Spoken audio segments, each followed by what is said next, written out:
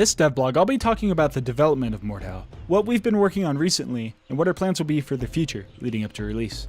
We'll start with some of our newest additions to the game, and features that are coming soon. First off, archery. We've been taking our time with this as we want it to feel rewarding for the archer, yet at the same time we don't want players on the receiving end to feel helpless and frustrated. One of the main points of archery is the sway mechanic.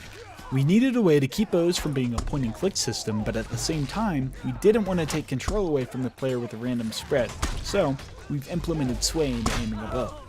When you draw back the bow, you'll have a pronounced initial sway, but after a second it'll settle into the sweet spot, allowing you to take accurate shots. Hold the bow back for too long and you'll start to shake, and after a little while longer you'll be forced to cancel that shot. The recurve bow is a little bit more forgiving in terms of sway,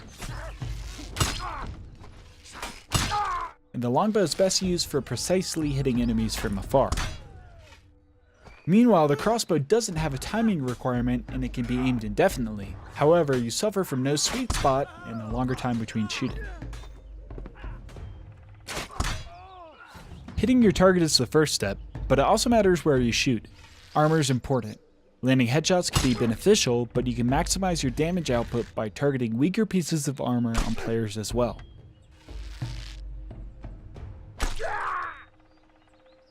All of this comes together to create a system where archers can shoot nearly as fast as they can aim, but it requires lots of skill and practice to effectively take down players on the battlefield. This is important to us as we want to have as much depth in archery as we have in the melee combat. Another area of focus for the team has been Frontline, a 64-player tug-of-war mode that will be the main game mode of Mordhau. In Frontline, two teams will battle over control of linear capture points. So you won't have to choose between playing the objective or cutting down your enemies. That being said, the maps in development allow for a lot of creativity in how you reach the objective. Use siege weaponry to destroy enemy defenses and soften up choke points.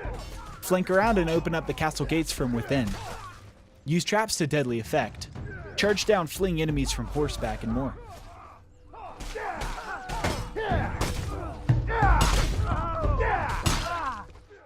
Vehicles have been added to the alpha testing, but they're still being improved, especially horse combat, which can be terrifyingly powerful. Cavalry can charge through multiple opponents, and lances can kill enemies with a single unblockable hit, but this comes at a cost. Get surrounded by your opponents, and you'll be quickly unhorsed and cut to bits.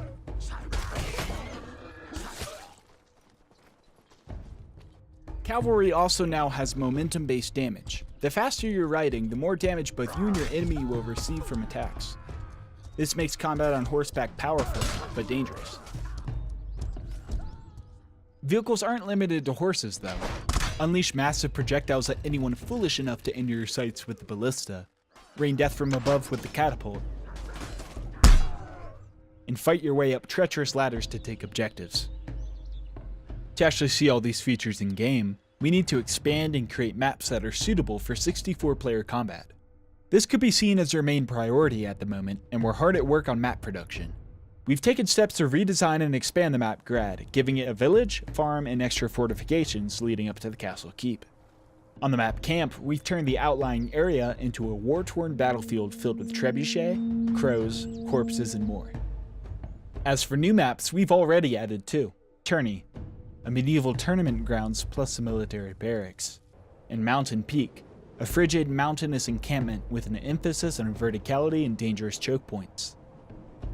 But that isn't the end of it. Work continues on other maps such as Taiga, a dense woodland map featuring a mining outpost, and Feitoria, a sprawling town and accompanying villages with narrow streets, a castle keep, and more. Adding new features and content is great, but we've been working hard to improve the foundation of the game, which is the melee combat. It's important that we get this to a fun, balanced, polished state for the release of the game, and we've done a lot to reach this goal during the closed alpha, which couldn't have been possible without the help of our testers. Mordhau offers the player an unparalleled amount of control over the angle, timing, and location of attacks. However, this can come with some unintended side effects. We've made sure to strike a balance with this that encourages normal-looking fights without taking control out of the hands of the players. In pre-alpha, we got rid of reverse attacks, and recently we've added in a mechanic to remove 360-degree spins without affecting the ability to fight multiple people surrounding you. We've also made tweaks to how weapons act against different levels of armor. While Mordhau isn't a simulator, we do like to take inspiration from reality when it works well with the gameplay. We've made blunt weapons do higher amounts of damage to heavy armor, but they're typically slower and have less damage output when compared to cut-based weapons on lightly armored opponents. In addition to tweaking damage, blunt weapons no longer pass through enemies when you hit them, which looks a lot more believable, but also improves gameplay. These high damaging weapons are good against singling out heavily armored opponents, but lose some of their effectiveness when faced with multiple foes. While weapon balance is critical, we've also been hard at work on improving the weight and feel of the combat. We're in the process of adding locational wounds and a more responsive flinch system when being hit. Speaking of equipment, we've added a points-based loadout system. All weapons, armor, and equipment now cost points, so you can choose to wear heavy armor and sacrifice some of the most powerful weapons, run a halberd at the cost of armor, or anything in between. This creates a fun, balanced loadout system without limiting the player to preset classes, and allows more freedom to how you make your warrior.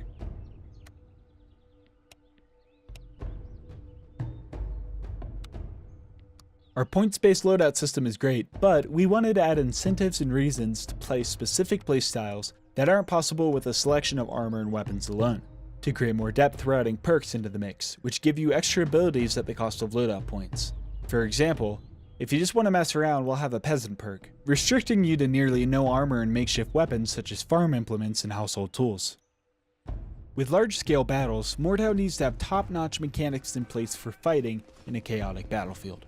One of the changes we've made is to cause friendly attacks to stop when hitting teammates, which discourages friendlies from attacking through you to hit enemies. At the same time, we don't want to punish someone for the actions of their teammates, so we've removed flinch and reduced damage for friendly attacks. This should help to relieve some frustration from teammates not playing at their peak performance, especially when in large-scale 64-player battles. Animations are another front we've been improving. We've already done quite a few adjustments to make attacks feel snappier, as well as procedural lower body animations that make characters look much more rooted when in combat. In addition to this, attacks are now active for less time, and the arc for weapon swings is being improved. These changes not only look better, but also speed up the pace of combat. Netcode hasn't been safe either. We've had general improvements, as well as a ping compensation technique that helps to make high ping more playable. Mordhau has also gotten a facelift in terms of visual quality. We've updated to a new version of Unreal Engine recently, and with that came the ability to make the game look much more cinematic and impressive. In addition to that, we've updated hit impact sounds when striking world objects, weapon-on-weapon impacts, added audio cues for gameplay elements, and more. Voice actors have been contracted, and you can expect to hear new voices in Mordhau soon. You'll be able to choose a voice preset and modify the pitch within reason. The voice you choose will give you unique taunts, as well as changing the voice of attack grunts and more, so you can fully immerse yourself in your medieval warrior. Not me! A little help here? This way! Hold your ground! You move with the grace of a drunken peasant! You ain't nothing but a dunderhead bastard son of a codpiece! You wanna try that again, Sunshine? Fucking hell, check out this legend! Give me a hand, you muppet! Other quality of life features that have been improved are HUD elements. You can now see damage done, assists, and more, as well as a satisfying kill sound. If you prefer more of a minimalist approach, don't worry. These UI elements can be toggled to suit your tastes. Our UI artist has also upgraded the armory. When selecting weapons, you're now able to see detailed statistics to include damage against all armor types, weapon timings and speeds, stamina values, and more. Better yet, all of this comes directly from the code, so you'll never have to worry about the armory becoming outdated with subsequent patches to the game. Speaking of weapons, we've been hard at work to expand the roster and give you more tools to remove heads with. Our new weapons range from the fetish sword, a training longsword for practicing your skills, elegant rapiers for dueling, a double-headed war axe, a one-handed short spear perfect for use with a shield, a one- or two-handed messer that's great at slashing through lightly armored foes, and the S-Stock, a fast two-handed stab-based sword. On the larger end, we've added in the Maul, a slow, short, high damaging weapon that's capable of one-shot kills on heavy armor, and the Executioner's Sword, a massive sword that can cut down enemies with ease. But work doesn't stop there, more equipment's on the way, like this Viking-inspired round shield. In addition to adding in brand new weapons, we've also added extra weapon skins for the ones we already have. They look great and nearly all of them are inspired by historically accurate weapons from the medieval era. There's too many to show in just one video, but a few pieces include the cleaver not only being a single-edged Viking era sword, but now also has a skin set to include the medieval falchion. And we've expanded the parts for the Evening Star as well. Run a historically accurate peasant weapon, or run something that looks a little bit more fancy. Armor hasn't gone unnoticed either. Our artists have been hard at work adding new items so you can make the perfect medieval warrior. We've added better helmets for a Crusader kit, gorgeous heavy armor, and an assortment of light armor pieces to make a dashing rogue. Weapons and armor aren't the only things you can bring into battle. A recent addition has been utility items such as smoke and fire bombs, and dedicated throwable weapons. Throwing knives are great against light armor, axes can deal good damage to more tanky opponents, and if you're on a budget, you can just chuck rocks at your enemies.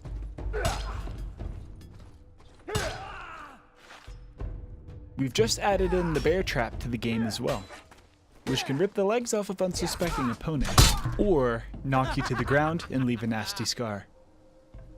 If you're more of a support player, don't worry. We've added in the wooden mallet and the blacksmith hammer, which can be used to repair fortifications or vehicles on the battlefield. Fortifications come in the form of castle gates, boarded up passageways and more, which can be destroyed and repaired during the course of a battle, and can allow alternate routes into objectives. We've already done quite a lot to improve and add to the game, but work still continues. There are quite a few things we're still looking to complete before we're confident releasing Mordhau to the public. We want players, especially those who are new to the genre, to have tools at their disposal to learn the mechanics and improve their skill. To accomplish this, we're going to be working on a useful tutorial and detailed statistics so you can measure your performance. In addition to this, Frontline will have a soft matchmaking feature. This isn't designed to perfectly match up 64 players of equal skill, but more to give players a way to gradually face more challenging opponents as they master the combat of Mordhau. Still, more things need to be done for release, such as UI and user experience tweaks, cosmetic progression, more music, more maps, more gore and visual effects, and the list goes on and on. Speaking of release, we don't have a date set as of now. We're working as hard as we can to get Mordhau out to the public, and you can expect it sometime in early 2019. We'd love to see people enjoying our project for years to come, but this means we need to do things the right way. We don't want to rush out a half-finished product or have a shaky launch. Thanks for watching. Make sure to follow us on social media for more information as we near closer to full release.